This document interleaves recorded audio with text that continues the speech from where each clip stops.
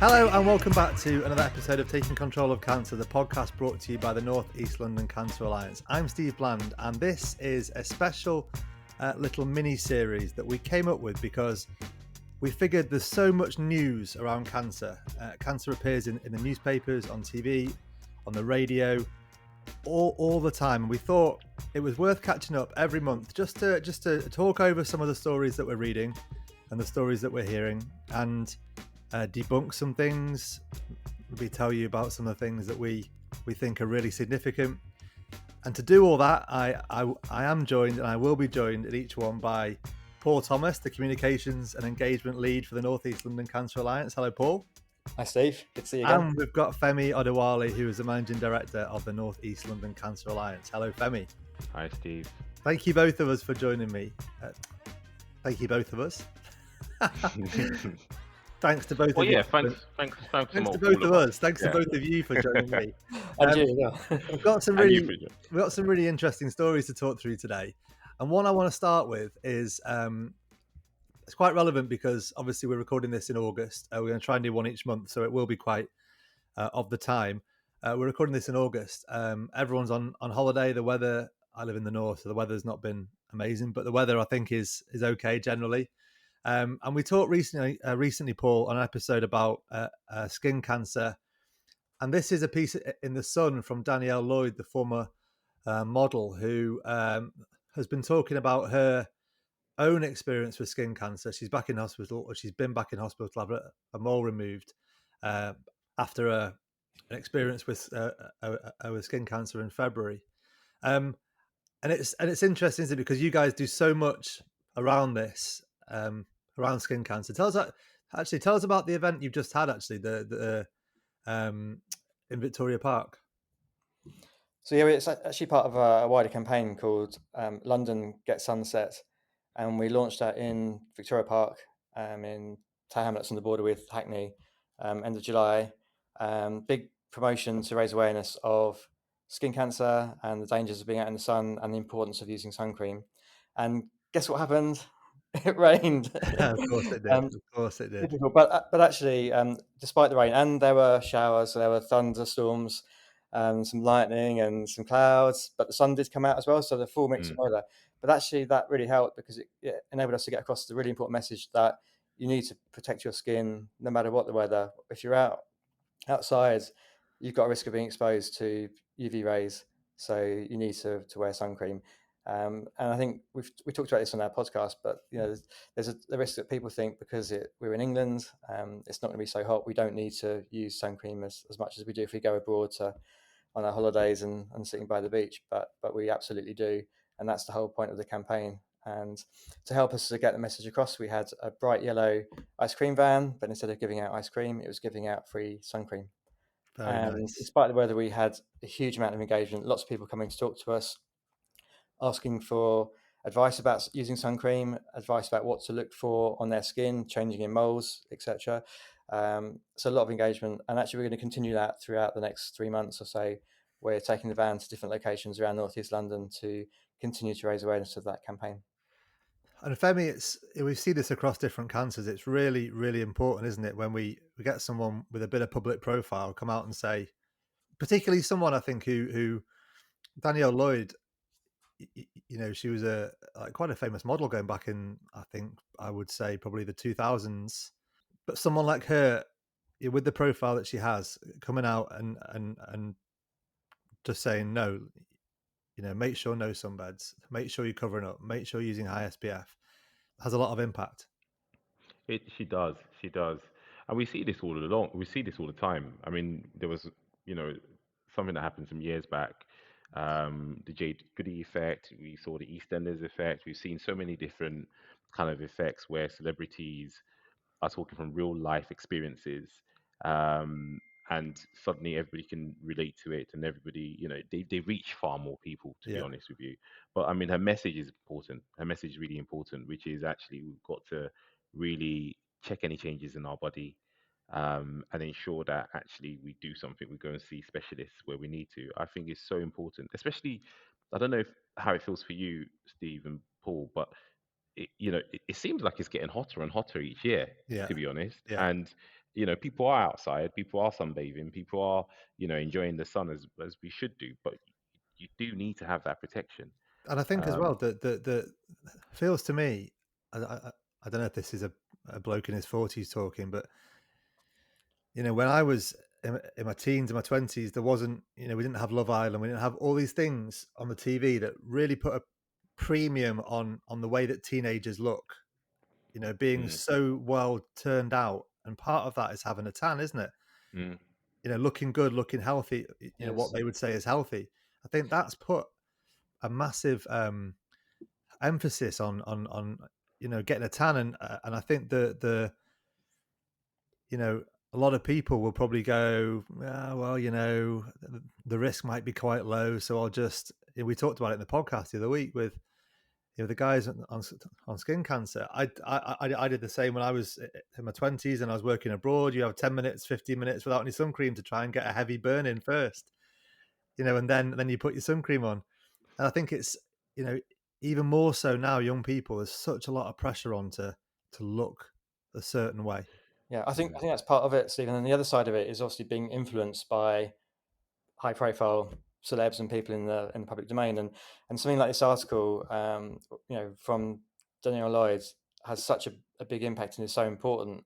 But alongside that, we've got kind of myths that circulate around on social media about not using sun cream, which is ridiculous, and Yeah, it makes our job sort of harder in some ways, because we have to then combat those myths as well as raising awareness and getting the profile of sun safety up. We have to combat myths that are doing around. So it's brilliant from Danielle in the article, and if I can quote her directly, if that's all right, from yeah, what she said. But she says, protect your skin, use high SPF, cover up, say no to sunbeds, look after yourself and those around you. And it couldn't be more yeah. truer words spoken. Yeah. It's just That's exactly very what. clear, isn't it? Very clear. The second thing I want to talk to you guys about is waiting times, and this is a really important one because waiting times affect every single cancer patient, don't they? For your first appointment, going through the pathway, waiting times for appointments, and Paul, this is a piece in Sky News. Their analysis highlights that nearly half of NHS regions had seen increased waiting times since the start of the year. And before we get on to your performance here in Northeast London, this is quite a worrying trend, isn't it, Femi?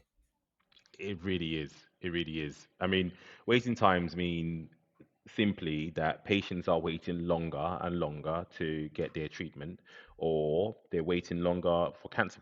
In cancer terms, they're waiting longer to be diagnosed or discharged and be informed of that. Again, referring to the 28-day standard, or they've been diagnosed with cancer and they're waiting far longer than 31 days to be treated. So again, those three core standards are vital, important standards to try and ensure that we can treat cancers as quickly as possible and ensure that patients are actually treated. So they're very important. So to see that the waiting times has gone up, it is of concern. I mean, there are many factors to that, though. There are many factors to that, and I'm not taking away the challenges that the NHS in general is currently facing, particularly financial challenges, the fact that people are living much longer. I think we've spoken about this before. People are living much longer. The diagnostic delays as well on pathway. So we know that we've got tremendous challenges that the NHS is facing. So to see what that looks like for the country and that actually the waiting times are going up is concerning. In Nell, however, Yeah, here we we go. have been, yes, Northeast London. So Northeast London. Sorry, now I keep on referring to it as Nell. No, as Paul rightfully said, I'm still going to keep to Nell anyways. But Northeast London, um, I mean, we've been working really, really, really hard. And when I say we, not me, not Paul, um, all of us in general, especially the clinicians, especially the administrators in the background, the nurses, they've been working really, really hard to try with all of the factors that are against them to managing pathways. They're working really hard to bring that down. So for us, our waiting list has gone down. We are doing well. We're performing for London and across the country, one of the high performing systems and cancer alliances when it comes to performance. But it has been difficult, difficult. And again, some systems and cancer alliances cross across various different boundaries, and the complexities in some of those areas are huge. But not taking away our challenges as well, because we, as you know, we've spoken about Yeah. this as well. We've got a very diverse population. We've got a population that are non-compliant just because of language barriers and various different factors, belief factors, to actually presenting. To attending appointments, so we've got high DNA rates. We've got various different factors against us, so it doesn't take away from the challenges that we have, and we have a particularly challenging area. But also at the same time, we've spent a lot of money. We've spent a lot of time. We've worked directly with clinicians to try and really manage this. But it is such a difficult task. It's a really, really difficult task. Femi's talked about the 3 core standards, and you guys are ranking, first, and second in those areas. What are you guys doing so well that you're not saying that other alliances or other parts of the country aren't doing so well, because everyone's got their own challenges, as Femi said. But are there maybe things that you could pass on, or things that you think that you've like really nailed down to get these results? So I think Femi's touched on some of those areas already in terms of working directly with the teams across all of our trusts, that collaboration, that team working across the whole system, and at every level. So it's not just the management team; it's the clinicians, the administrators, the booking teams, the nurses, clinical nurse specialists, whole cancer care teams, and at the supporting the workforce, and at the same time embracing new technology, bringing in things like artificial intelligence in lung cancer diagnostics, in skin analytics as well. So those types of tools and resources we're bringing in and are really helping that. And then if you look at the impact on patients of all of this work, we talked about sort of having faster, quicker diagnosis to start treatment earlier, which is crucial. But at the same time, it's also giving peace of mind to those where cancer is ruled out. So I just want to quote a couple of stats from last year, which I find fascinating, which is in the last financial year, so from 24 to 25, in North East London, just over 88,000 people were referred via the faster diagnosis standards for suspected cancer. Out of those, nearly 85,000 people were given the all clear. So that's over 96% were given the all clear. So by us performing well against that standard, meaning we're delivering results faster to patients, a huge amount of those patients are being given the all clear sooner. Yeah. You've got that peace of mind. And those cases where cancer is found, we're finding it earlier, where treatment is more likely to be effective and successful. So so important. It's so important for our patients. So it's brilliant, that we are performing well in those areas in terms of diagnosing faster and then starting treatment sooner where it's needed. Can I just say, Steve, as well, that one of the key things as well that I think has been really helpful is visibility. So one of the things that our free providers, and when I say free providers, we have a number of hospitals within these trusts, but the key things that the trusts also with the Cancer Alliance are doing is ensuring that they are really, really managing that pathway by tumor site. Yeah. And when we refer to tumor site, obviously by the different speciality for cancer. And we have various different meetings on a weekly basis. So inside of the trust, again, the Cancer Alliances support some of this, or we are in attendance to some of these meetings. There are waiting kind of cancer waiting times meetings where they literally go through where they are on the pathway, and you have all of the tumor site service leads, clinical leads that are there to talk through how they are managing these patients through their pathway. So there's visibility in our system of what's happening on our pathways, where we have specific challenges, which tumor sites we have specific challenges, and it could be operational because of we've got a consultant down this week, or we've got nurses down, or AHP. So we have those conversations, and we don't leave these meetings without a solution to some of these problems, or a way to mitigate it. Or what we do also do as well is that we work across our system as well. We work across our systems, we work across the various hospitals that we have to utilize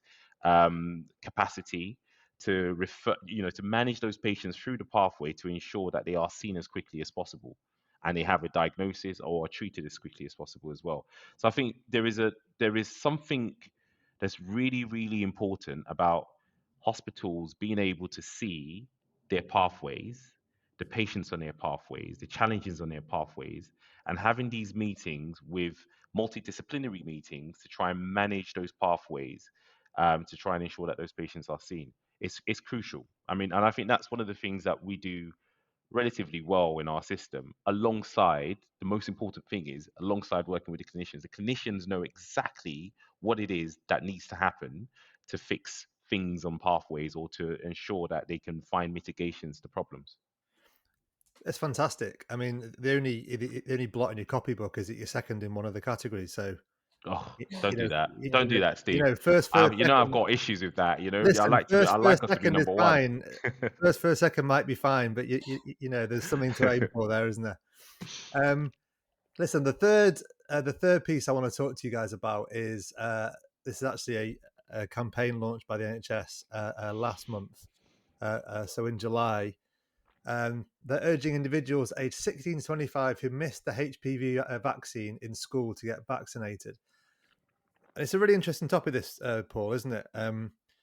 Because it feels really simple. We've got the chance here to eradicate a whole cancer, which is incredible. which is Absolutely, incredible. in our lifetime, it's not happened And before, and this and is yet, an in the opportunity. last 3 years alone, 418,000 children, left school unvaccinated for HPV, and it drives me up the wall, to be very honest. It's protecting against HPV, which leads to cervical cancer. So Yeah. it's crucial in that goal of eliminating cervical cancer, which nationally is set for by 2040 to do that. But in London, we want to achieve that more quickly. So we're looking at by 2030 to eliminate cervical cancer. And key to that is the HPV vaccination. So we really need to encourage the uptake and achieve, 100% uptake where we can. And again, like we were talking about with the skin cancer and sun cream, we're fighting myths as well. We're fighting pushback against vaccines. I think there's a big conversation around that during COVID and the COVID vaccine. But I think we're trying to overcome that. But we're just really encouraging people to take the professional, expert, clinical advice from the NHS. We know that there's a thing called cervical cancer. We know that develops from HPV. We know there's a vaccine against HPV, which will then stop cervical cancer. So it's quite straightforward. Yeah. So we just need people to get the vaccine. But it sounds very straightforward, Femi. So maybe to both of you, what's going on? Because for 418,000 people, kids, and they're not making decisions themselves, are they, these kids? Let's be clear, it's the parents who are saying, my child is not having that vaccine. Absolutely. I mean, I received like my daughter's school. So Sade's 14, and her school sent me a message about the vaccine, and obviously I know about it, so I was like, "Yep, let's go." She needs to absolutely get it, and yeah, because she's 14, so it wasn't 16 actually. But anyways, Yeah. so and again with a number of these notifications, I have I have the knowledge. When I say I have the knowledge, I have the education. I work in the health industry. I understand the importance of this. If we go back to just Northeast London as just a prime example of the huge diversity that we have here and the huge cultural and belief, various different beliefs that we have across now. If you take a look at that in itself, we have an issue with uptake in Northeast London. We really do have an issue with uptake, and we've been trying to do this, manage this through various different campaigns that we have for different cancers. So not just this specific cancer, but belief system, culture also is something that has an impact on some of this. So I think we need to do a lot more to try and educate parents on the importance of this, the benefits of this, and that there isn't really anything untoward, there isn't anything dangerous in some of these in some of these injections that we're giving out, or some of these injections that we're giving that we're giving out. So I think there is an educational piece that we need to focus on, a campaign piece around some of this. I know we're doing some campaigns with London centrally and with NHSC centrally, but I think Cancer Alliance they need to look at their population and try and find out how we can adapt that a local campaign to try and promote and drive this across the different kind of systems that we're working in.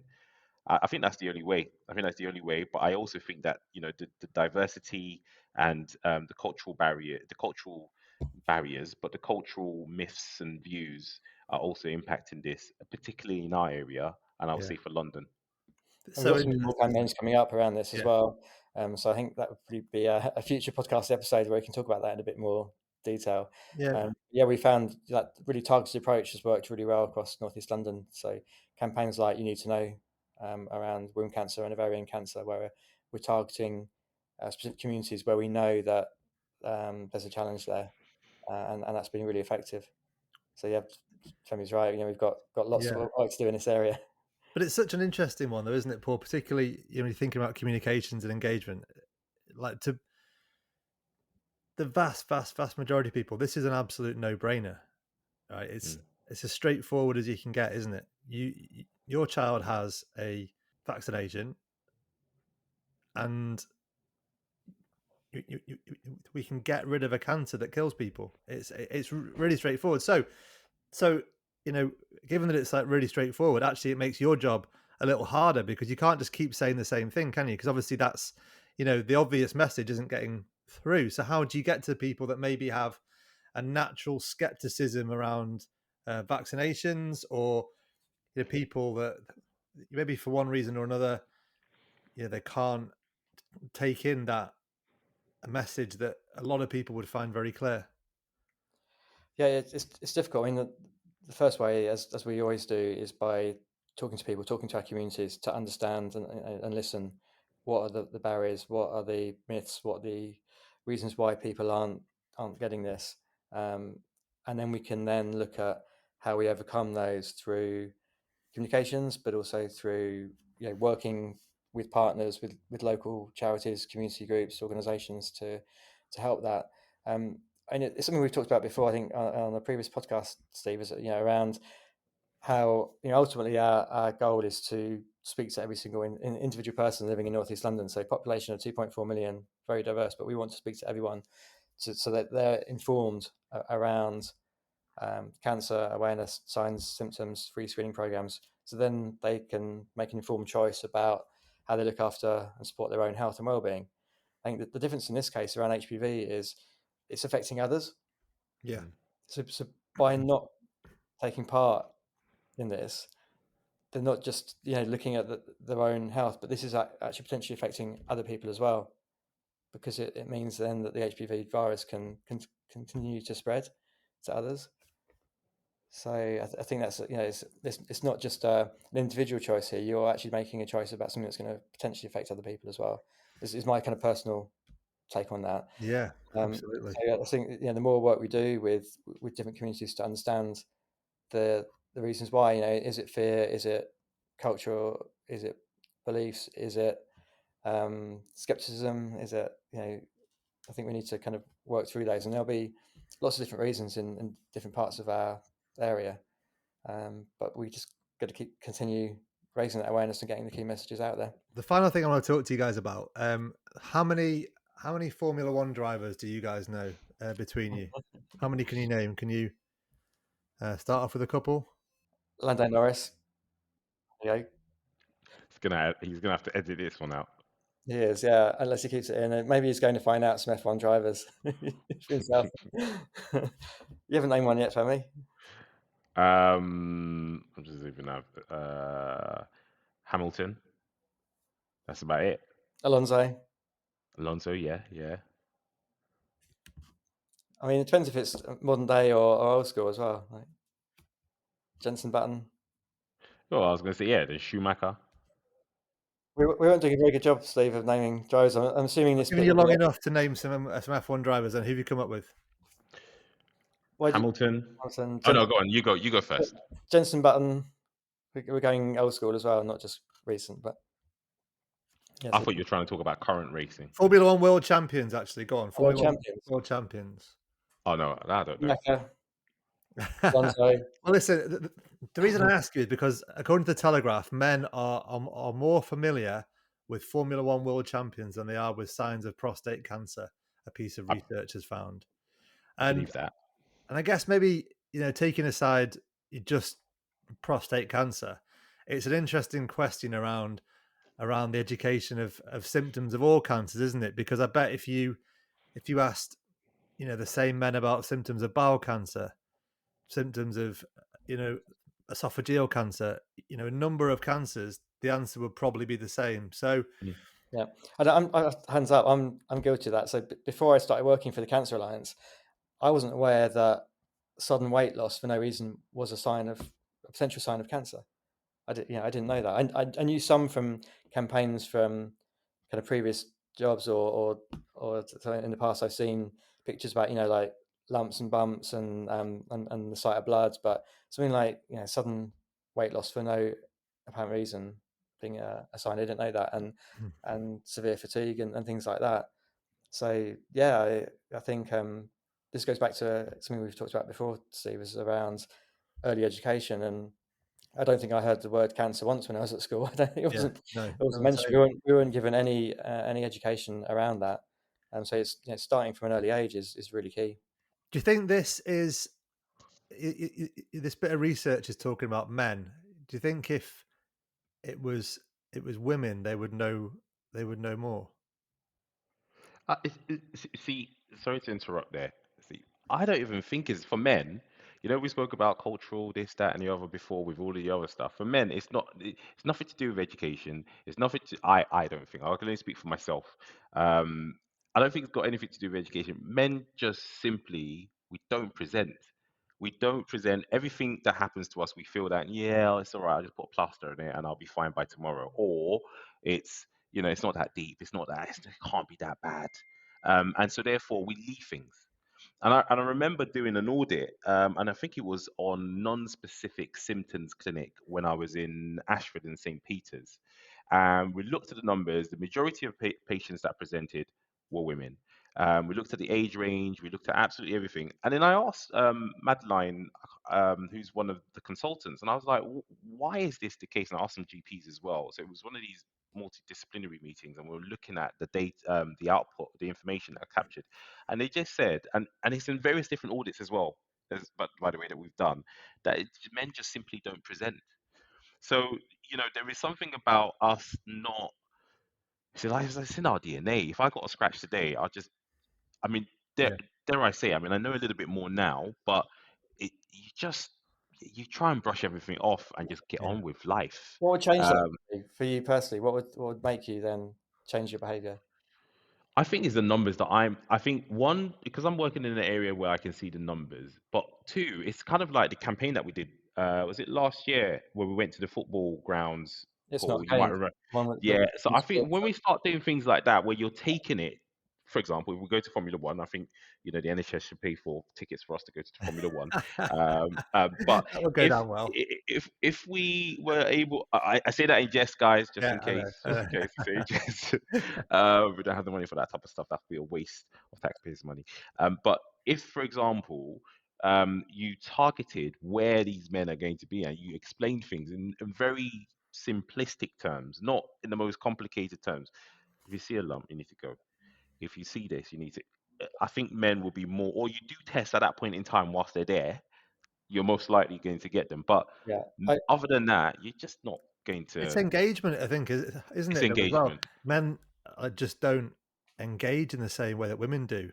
No. With education. So this played out here. Men are, I imagine, the majority are very aware of a thing called prostate cancer, but they're not in any way bothered to find out what it is. Or I think that is slowly changing, Steve. I think that that's traditionally always been the way. But I think through the work we're doing, not just us as a Cancer Alliance, but the NHS nationally and alliances across the country, getting those conversations going is key. And we're finding we do a lot of engagement events.